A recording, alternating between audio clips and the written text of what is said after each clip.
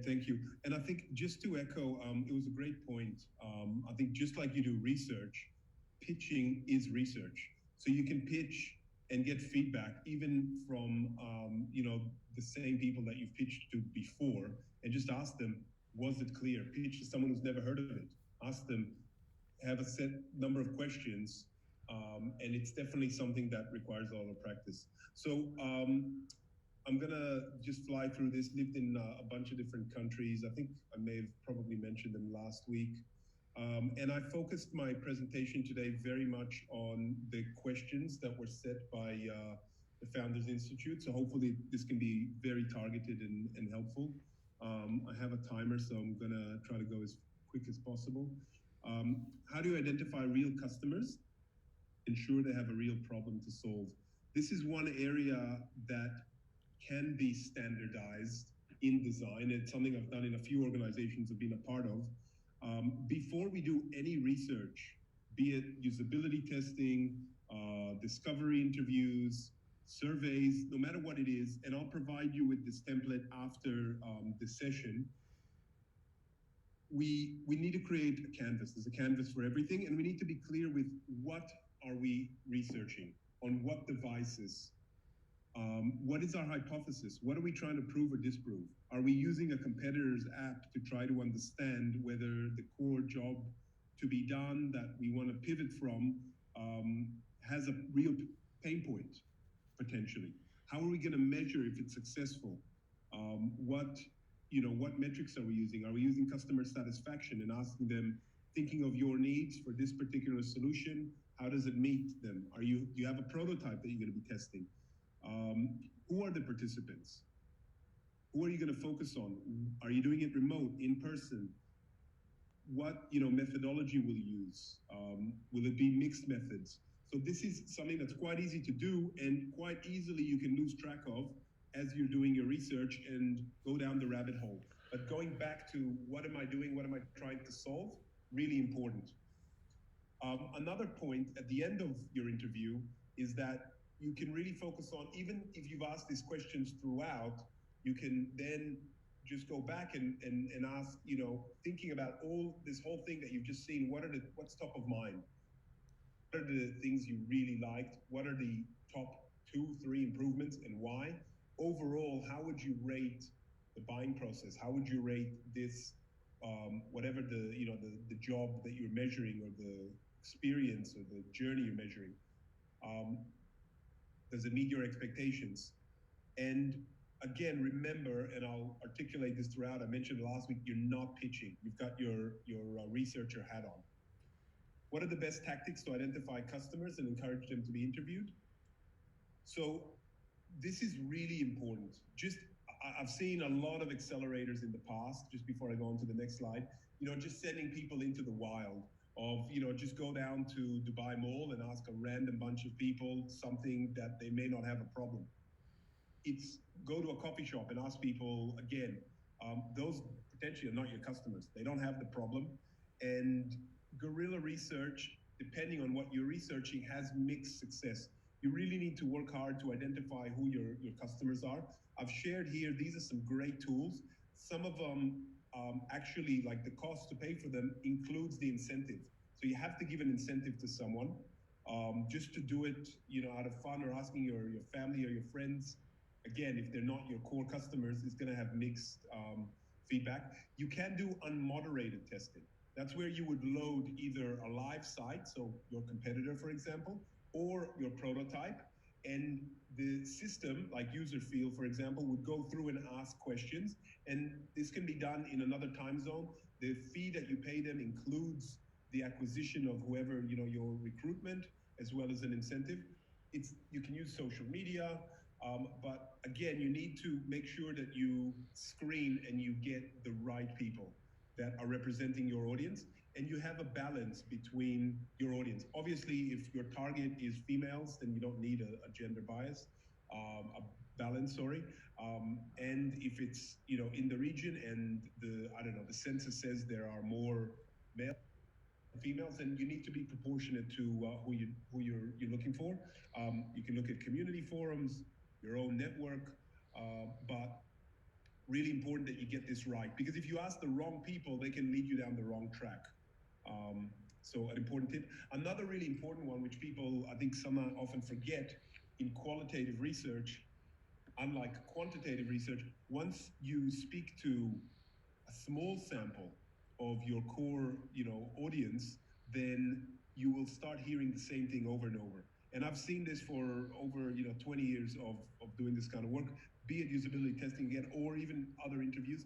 What's better is to iterate and then do another round of research. But this is per audience group, right? So we're talking about 5-6 people already give you 80-90% of the problems. You're going to see the same thing repeating over and over. Another great question, how do you know if people are telling you the truth or just being polite? And this goes back to the point I was making on you are not pitching when you're doing customer development. You really want to try to kill your idea. You want to try to be that poker player. Think of yourself as these three persona groups: the tourist, the scientist, the novice. What do I mean by that? The tourist, when you're talking to people, be open-minded, be curious, be observant, build rapport. Don't, if you're nervous and you're not the right person, then find somebody else in your team or outsource that research. Have an emergency plan.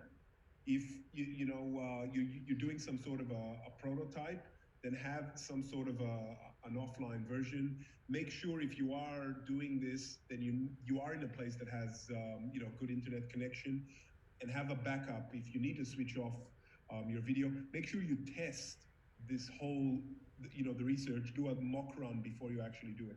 Think of yourself as the scientist. Note down facts. Don't start interpreting what they're doing and play back to them what they're saying. Ask why. Look for clues. Ask questions if you're asked a question. Don't answer the question. Don't lead in any way. Again, you're not pitching. The pitching can come at the very end if you're really desperate and you need to do it, but you're just there to validate your idea. Hear what people are saying, but observe any contradictory body language. Sometimes they'll rate something as super easy, give it like a 5 out of 5 or 10 out of 10, but they failed the task. So you need to ask why and dig into that. Stay neutral, put emphasis on what people are doing rather than what they say. So again, whether that's in person or not, think of yourself as this guy, right? The perfect face, the novice. You are not the expert. You're not there to coach, to educate. Our user is the expert. Let them guide. Let them, lead and be right. Don't contradict them. Even if they're wrong, let them be wrong. Abandon any preconceived notions, right? It's important to get that, that thought, that impression that they have. And like I said, answer any question with a question. So think of those three mindsets, again, when you're doing research. How do you identify and test assumptions in a customer interview? I'm not going to go through this because I mentioned it last week, but it's really important to map the as-is experience. How are people solving this problem today? And what are the triggers to potentially using your application? And I think writing down, going back to what I shared earlier in your research plan, is super important here. So write down all of those hypotheses and assumptions and test them. Make sure that you're looking at them objectively and you're not just looking for confirmation bias to prove that you're right or that you're wrong. Another point I think to remember, we've got at Property Finder some design principles, so I just wanted to touch on informed decisions. Formulate those hypotheses, identify risks early, so the classic product management risks: viability, usability, feasibility, and value. Write down those risks and measure and test them, and iterate. Right, really important to continuously learn and change course. And consider the unhappy path. I think that's something people often forget. Don't just test the happy path and if everything is right, but look at the anomalies, look at where things can go wrong and validate that. How do you process and respond to feedback from customer interviews? So every single thing we grab in an interview think of that as a clue. Not only in an interview, that could be all of the the market analysis, the statistical reports you have, Could be a photograph of an interview that you're doing, or a screenshot. That's a clue. You then want to cluster all those clues and create themes. And then a hunch. So an educated guess on what you believe is the customer motivation, what is happening, a raw insight, if you will. Before, it's an easier way of, instead of just jumping straight to an insight. And like one of the things that, my biggest pet peeves is you do an interview, people are like, oh, what insights did you grab? I think it's important to let the research take its course. Speak to however number, 3, 4, 5, or 5, a few groups of 5 people before you start analyzing. Don't think that one person said one thing is an insight. And that'll create that real opportunity. So many clues make up themes, which you can then cluster, have a few hunches around. And there's, software obviously you can use to help you to do this and create an insight. An example of that, counting software, a broker will talk to a client and then hand over the admin staff. We then have to fill out forms, physical forms. So a lot of those clues, the theme was initial client engagement. The hunch was, it seems like the majority of bookkeeping accounting practices interviewed use paper forms to capture client details. And the insight was, there's an opportunity to provide a digital data capturing service, as most accountants use paper forms in that initial phase of the journey. So make sure that you spend the time to do the analysis. Don't just run through the interviews and then go, okay, straight on to the next step. Take a breather, regardless of how fast startups are going. How do you know when you are focused on a good idea or when you need to abandon an idea? Great question. I think, again, I'll just skip this to what I shared last week. You need to make sure you set some key metrics that you want to achieve and key dates that you want to achieve those metrics. And you need to pivot as well, right? It's not just abandoning, but you also might do a massive pivot, right? And say, actually, our research has led us to believe that there's a different problem in the market. It's still with this particular audience, but I think be open to pivot is my advice there. And I think it's also about going through the process right. So look wide and explore before you start, prototyping or validating something. Too often, I see startups jumping that exploration and discovery, building a prototype based on mostly assumption, a little bit of, we've ran a survey and here's our prototype. And then they're just looking at correcting that one thing, but they didn't get, and you see that yellow bar at the bottom, this is continuous, right? So even if you're at this stage, it's important to keep having those fresh conversations and, filtering other ideas as you go along. And like I said last week, I think books are great, and a lot of these books are very practical.